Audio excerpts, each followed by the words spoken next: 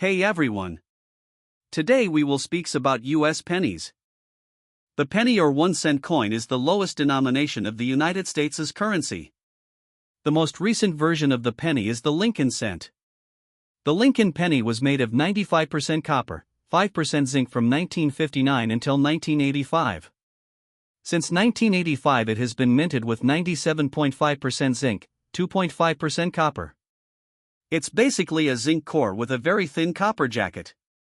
Some metalheads, those who are into semi-precious and precious metals, collect pennies older than 1986 and sell them in bulk, as the metal melt value is worth almost 3x the face value. It's illegal to melt these coins down, however. If it weren't, we probably wouldn't have any pennies older than 1986 in circulation.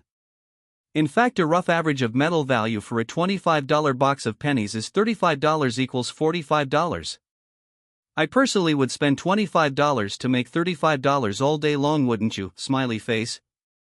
Too bad we can't sell them as scrap. The Lincoln cent/penny replaced the wheat penny, 1909 to 1958, in 1959. Wheat pennies, 1909 to 1956. The wheat penny is a classic, iconic early 21st century American coin with a face value of 1 cent that was minted from 1909 to 1956. On a personal note, we just love searching penny rolls for wheat and Indian head pennies. Wheat pennies are still readily found in circulation, and because of the relative price of just $25 for a box of these coins, they are cheap and will keep the coin roll searcher on his or her toes. The wheat penny is also known by collectors as the wheat cent.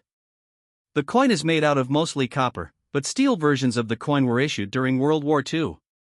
Also read about 1909 VDB pennies. Click the following link for a full list of key and semi-key dates. Wheat pennies. Search, sort, and filter pennies by mint, date, and name. Please share with friends and help us grow. Thanks. Indian head penny/cent, 1859 to 1909. The face value of this coin is 1 cent.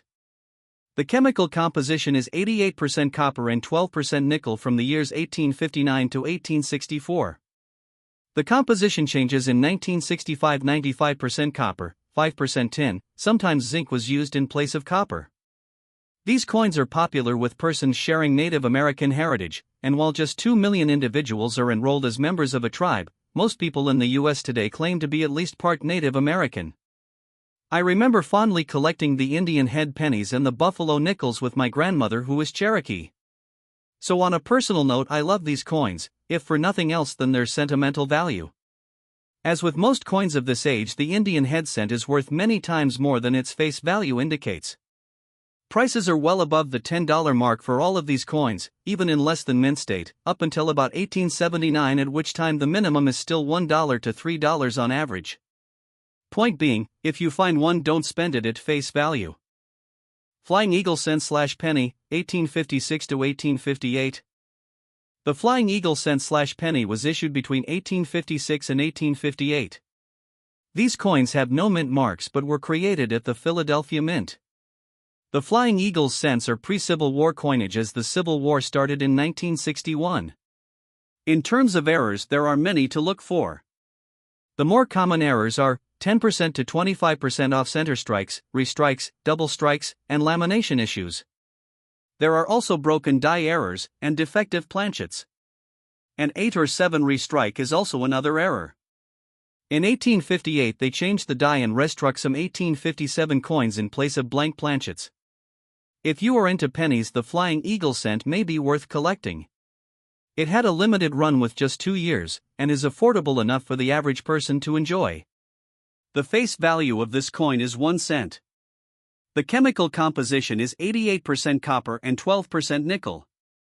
As with most coins of this age, the Flying Eagle cent is worth many times more than its face value indicates. Prices are well above the $25 mark for all of these coins, even in less than mint state. Point being, if you find one, don't spend it at face value. This coin would be replaced by the Indian head cent. Thank you for watching, and do not forget to subscribe to our channel.